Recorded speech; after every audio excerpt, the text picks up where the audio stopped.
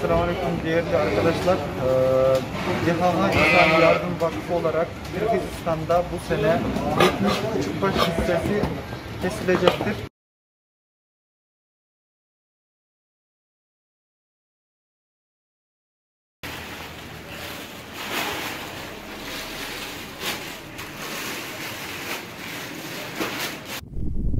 İHA İnsani Yardım Vakfı olarak Kurban 2020 kapsamında Balkanlarda Karadağ Cumhuriyeti'nde bulunuyoruz. Bu sene koronavirüsten dolayı hayvan pazarı kapalı olduğu için biz de köy köy gezerek kurbanları seçiyoruz. Değerli bağışçılarımızdan Allah razı olsun. Şimdiden bayramınız mübarek olsun. Hayırlı bayramlar.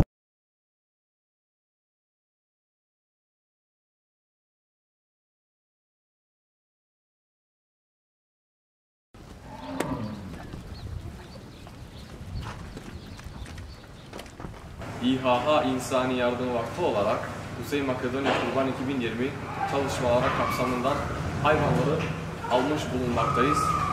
Bütün bağışçılara Allah razı olsun. Teşekkürler.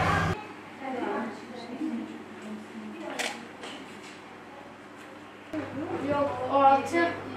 7 mi oldu? O zaman küçük yer, onu yedek gibi.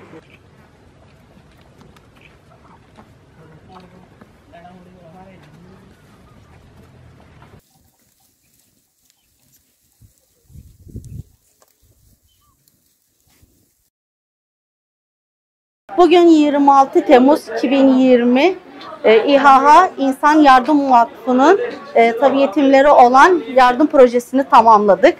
Toplamda 400 yetim çocuklara kıyafet dağıtıldı. Elimizden geldiğince çocuklara, yetimlere yardımcı olduk.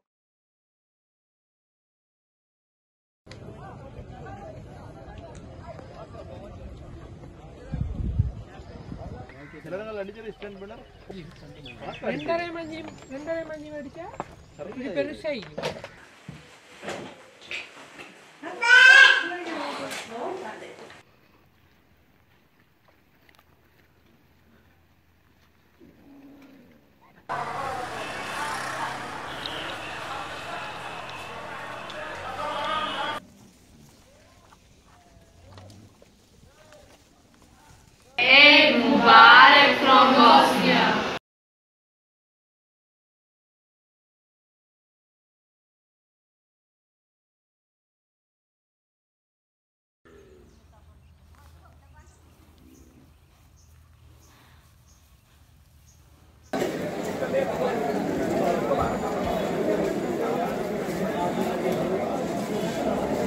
İHA İnsani Yardım Vakfı kurban çalışmaları kapsamında Benin'in Kotorlu şehrindeyiz.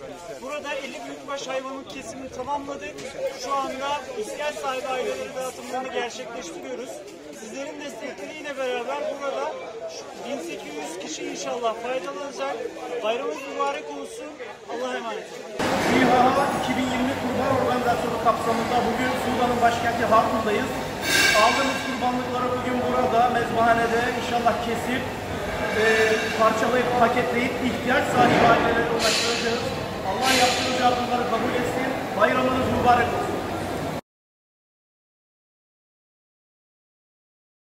Hayırlı bayramlar. Tanzanya'nın Dodoma bölgesindeyiz. Bugün 50 büyükbaş hayvanımızın kesimini tamamladık.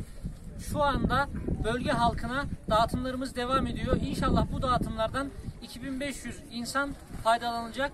Allah hayır sahiplerinden razı olsun.